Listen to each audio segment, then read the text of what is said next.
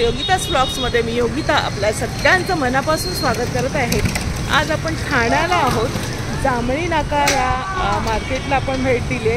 हे आहे जांभळी नाक्याचं पूर्ण मार्केट। इथून स्टार्ट होतं, सकाळची वेळ आहे तर आता काही जास्त लोक बसली नाहीत, जे फेरीवाले असतात ते दुकानात आता लागत आहे।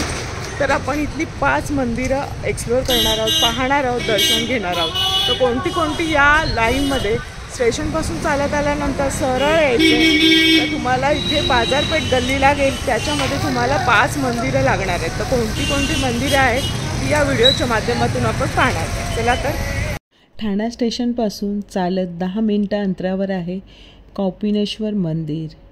ही आहे बाजारपेठ आणि जांभळी नाका या बाजारपेठेमध्ये हे श्री कौपिनेश्वराचं मंदिर स्थित आहे। तुम्ही पाहू शकता इथून बाजूला आहे श्रीहरी हे मोठं साड्यांचं दुकान, त्याला लागूनच हे कौपिनेश्वराचं मंदिर आहे। तर आपण आज जाऊया।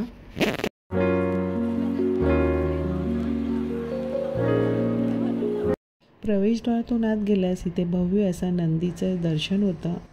या मंदिरात सर्वात प्रथम श्री गणपतीची मूर्ती आहे, त्याचा दर्शनाचा लाभ आपल्याला मिळतो आणि नंतर मग बाजूला पण गणपतीची छोटीशी मूर्ती आहे। नंतर आतमध्ये गेल्यानंतर मोठं शिवलिंग आहे। ओम नमः शिवाय, ओम नमः शिवाय, ओम नमः शिवाय, ओम नमः शिवाय, ओम नमः शिवाय, ओम नमः शिवाय, ओम नमः शिवाय, ओम नमः। हे शिवलिंग 5 फूट उंच आहे आणि 2.5 फूट रुंद असं आहे। या वातावरणात एकदम शांतता आणि मन प्रसन्न होऊन जाते। खूप झाडं इथे या परिसरात आहेत। इथे अजून 6 मंदिरं आहेत। शीतला देवीचं मंदिर, हनुमानाचं मंदिर, रामाचं मंदिर, ब्रह्माचं, रुद्रेश्वराचं आणि श्री दत्ताचं अशी मंदिरं आहेत। हिंदू नववर्षाची स्वागत यात्रा इथूनच सुरुवात होते। शोभायात्रा सुंदर अशी भरते।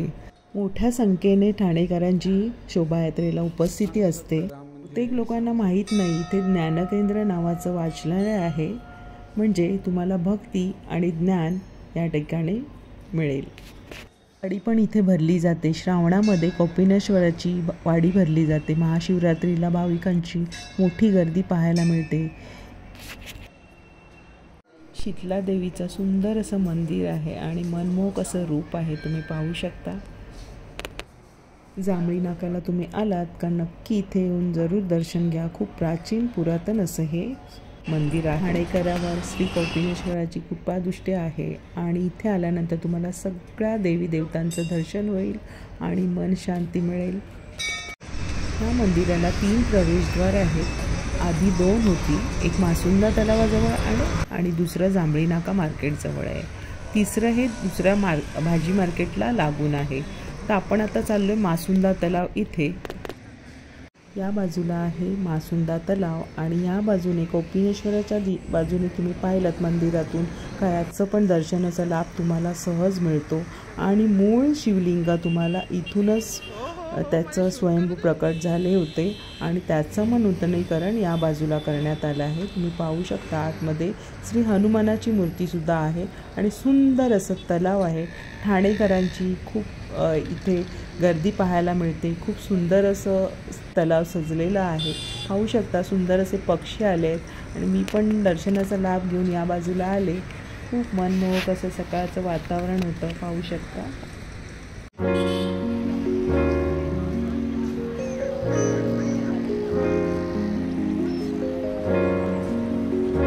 आता याची खूप छान रचना करण्यात आली आहे आणि संध्याकाळच्या वेळी खूप छान लाईटिंगची इथे व्यवस्था करण्यात आली, त्यामुळे नागरिकांची फार इथे गर्दी असते। हे आहे मुख्य आनंददिघे प्रवेशद्वार। इथून आपण जाणार आहोत पुन्हा बाजारपेठमध्ये। या मुख्य चौकातून तुम्ही आत शिरलात का तुम्हाला लागेल भाजी मार्केट। पुन्हा या भाजी मार्केटची ही बाजू तुम्हाला मिळेल आणि इथे आहे श्री सिद्धिविनायकाचं स्वयंभू असं मंदिर।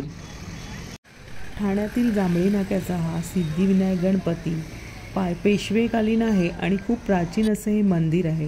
ब्राह्मण समाजातील एका पूर्वजांना स्वप्न पडलं होतं आणि एका झाडाखाली ही सिद्धिविनायक स्वयंभू मूर्ती प्रकटली आणि याच ठिकाणी मग मूर्तीची स्थापना करण्यात आली। या मंदिरात शेंदूरूपी ही मूर्ती इच्छापूर्ती करणारी हा गणपती आहे। इथे नित्यनेमाने अभिषेक, पूजा, कापूर आरती होते। ठाण्यात सिद्धिविनायक गणपतीच्या अगदी समोर आहे श्री पेढा मारुती मंदिर। पेढा मारुती मंदिर हे 400 वर्ष असं जुनं प्राचीन मंदिर आहे। ही सुद्धा स्वयंभू अशी मूर्ती आहे। भक्तगण नवस बोलून पेढे देतात आणि नवस पूर्ण झाला की पुन्हा पेढे चढवतात, म्हणून या मारुतीला पेढा मारुती हे नाव पडलंय। मंदिरातील पुजारी श्री विजय पंडित कुलकर्णी यांनी 4 मार्च 2012ला या मंदिराचा जीर्णोद्धार केला आहे। पेढा मारुतीचं मंदिर दर्शन घेऊन झालं की तुम्हाला 2 मिनिटांच्या अंतरावर आहे लक्ष्मीनारायणाचं मंदिर। हे सुद्धा मंदिर खूप जुनं प्राचीन असं आहे।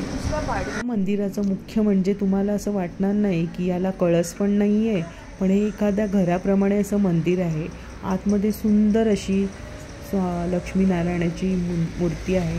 दर्शनाचा लाभ तुम्ही इथे येऊन घेऊ शकता। श्री लक्ष्मीनारायणाची सुंदर अशी मूर्ती आहे, पहा। आतमध्ये गेल्यानंतर दर्शनाचा लाभ घेऊन मन प्रसन्न होतं आणि खूप सुंदर अशी सजावट आहे। खूप नक्षीकाम केलेलं आहे, पाहू शकता। पण खूप पुरातन असं हे मंदिर आहे। बऱ्याचशा लोकांना याची माहिती पण नाही आहे। याला पुढे तुम्ही चालत गेलात ना का कोट नाका आहे। जांभळी नाकाच्या बाजारपेठेतच आपण फिरतोय। फिरता फिरता ह्या 4 मंदिराचं आपण देवी देवतांचं दर्शन घेतलं। पुढे आलो तर श्री विठ्ठलाचं मंदिर आहे। श्री कौपिनेश्वर मंदिरासमोरच अगदी विठ्ठलाचं मंदिर आहे, पाहू शकता।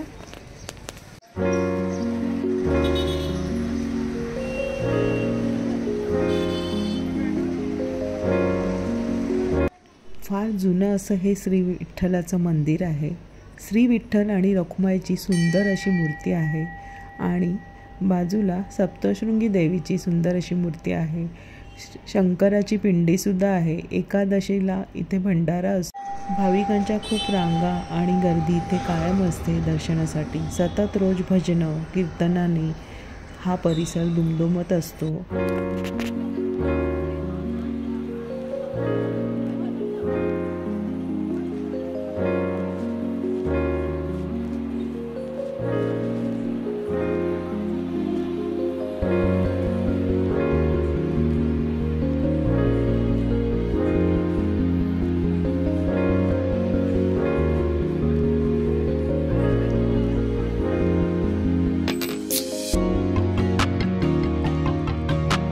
जांभळी नाका या परिसरातली बाजारपेठेतली ही 5 मंदिरं आणि खूप प्राचीन अशी तुम्ही खरेदी करता करता दर्शनाचा लाभ घेऊ शकता। खास हा व्हिडिओ होता तुमच्यासाठी। व्हिडिओ आवडल्यास लाईक करा, शेअर करा। चॅनलवर नवीन असाल तर चॅनलला सबस्क्राईब